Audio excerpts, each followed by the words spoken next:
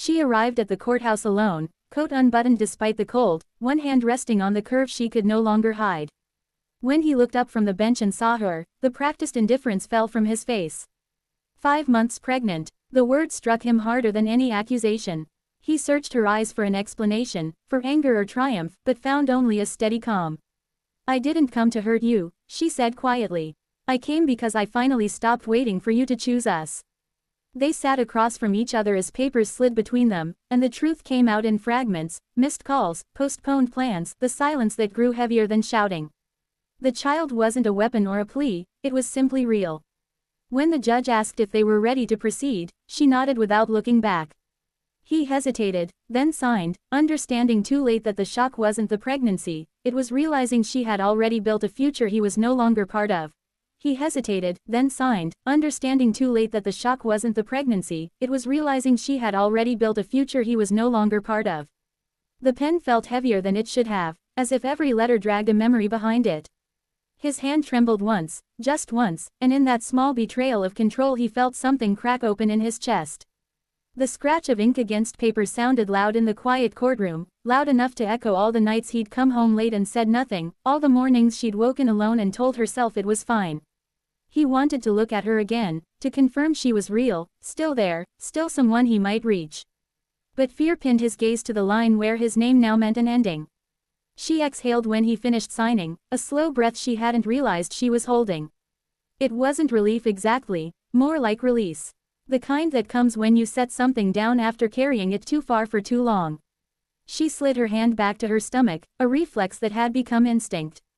Inside her, the baby shifted, a soft reminder that time did not pause for heartbreak. Life moved forward, with or without permission. The judge spoke, voice measured and procedural, but the words blurred together for him. Dissolution, agreement, final. Each term landed like a door closing somewhere far away, sealing rooms he had once wandered through without noticing their value. When it was over, when the gavel tapped and the quiet became official, he stood too slowly.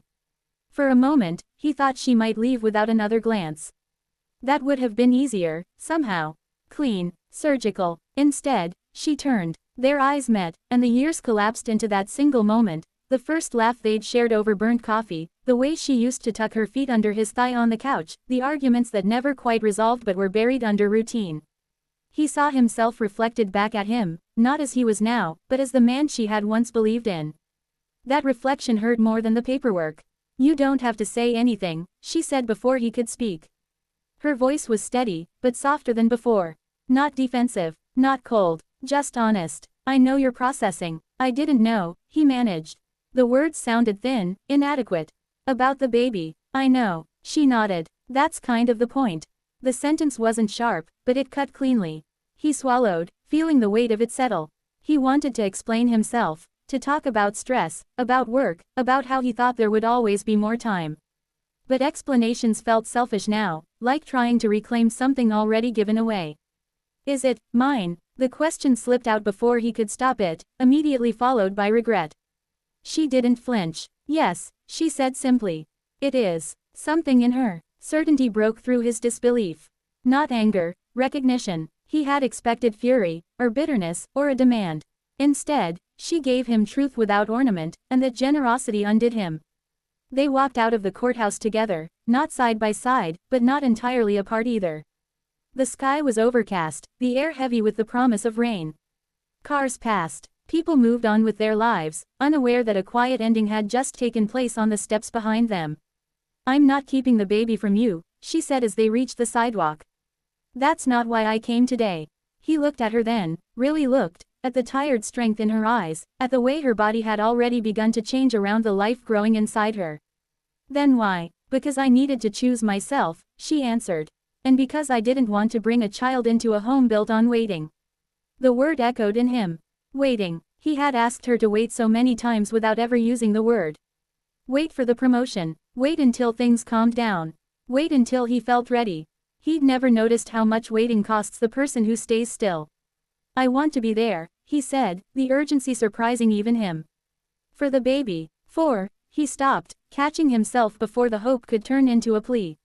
"If you'll let me." She studied him, not searching for promises, but for understanding. Being there doesn't mean coming back, she said gently. It means showing up, consistently, even when it's inconvenient, even when it hurts. He nodded. This, at least, he could accept without bargaining. I can do that, I hope so. Her smile was small, cautious, but real. For their sake. They parted then, each heading in a different direction, the space between them filled with things unsaid but no longer festering. As he watched her walk away, he felt the strange pull of wanting to follow and knowing he shouldn't. Love, he realized too late, wasn't about proximity, it was about presence. And he had confused the two for far too long. That night, he sat alone in the apartment that still smelled faintly of her shampoo.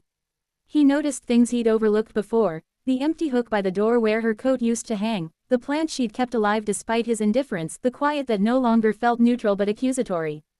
He rested his hands on his knees and tried to imagine a future shaped by responsibility instead of assumption.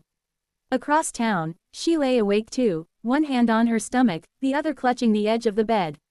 The conversation replayed in her mind, not as a wound, but as a reckoning.